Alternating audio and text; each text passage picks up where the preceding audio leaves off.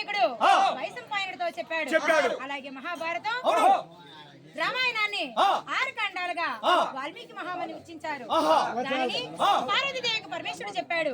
కాకభీష్ముడు గరుత్మంతునితో చెప్పాడు. ఇలా ఉండగా అయ్యా దాసు మనకి లోకాలు ఎన్ని? లోకాలమ్మా 14 లోకాలు, భవనాలు 14 లోకాలమ్మా. ఏంటో తెలుసా? అతల వితల సుతల వసుతల మాతల అతల మాతల లోకాలు 14 నాయనా. అయితే ఈ 14 లోకాలు మనకి దేశాలు 194 దేశాలు ఉన్నాయి. 194 దేశాలు ఉన్నాయి. అదే విధంగా ఇంకా మొదటిది మన భారతదేశం. భూలోకం, భూలోకం, జనలోకం, మానలోకం, అతల వితల సుతల రసల మహాతల 14 లోకాలు. 190 లోకాలు, 14 లోకాలు. ఇందులో మనం ఈ రోజు మన కమిటీ పెద్దల కోరిక మేరకు వైకుంఠ మహత్యాన్ని చెప్పబోతున్నాం.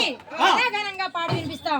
అయితే ఇది ఎప్పుడు ఎక్కడ ఎలా జరిగిందో చెప్పుకుందాం నాయనా. కాశ్మీర్ దేశంలో అయోధ్య నగరం ఉన్నది. ఆ నగరాన్ని పరిపాలించే రాజు దశరథ మహారాజు. నగరానికి వల్లే రాజ్యం ఉంది. ఏడు చూసిన సిరి సంపదలు ఉన్నవి. 12 ఆమల నిడువు కలిగిన పట్నం. ఆ పట్నాన్ని అయోధ్య నగరం అని పేరు. ఆ నగరానికి దశరథ మహారాజు ఏ కొరత లేకుండా కన్న బిడ్డల వలె చక్కగా రాజ్యాన్ని పరిపాలిస్తున్నాడు. ఆ రాజుకు చక్కగా 3 భార్యలున్నారు. కౌసల్య, సుమిత్ర, కైకేయి అనే 3 భార్యలు కలరు. ఇంకా ఏలడానికి వెళ్ళే రాజ్యం ఉన్నది. గురు పురోహితులు వశిష్ఠుడు, వామదేవుడు, ఇంకా చాలా మంది గురు పురోహితులు ఉన్నారు.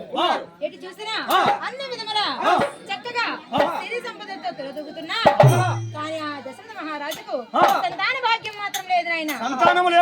అవునైనా.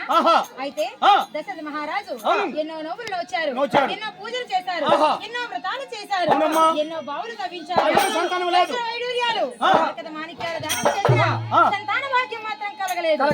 ఇలా ఉండగా కొన్నాళ్లకు ఆ దశరథ మహారాజు తన కుల గురువు అయిన వశిష్ఠ మహాముని వద్దకు వెళ్లి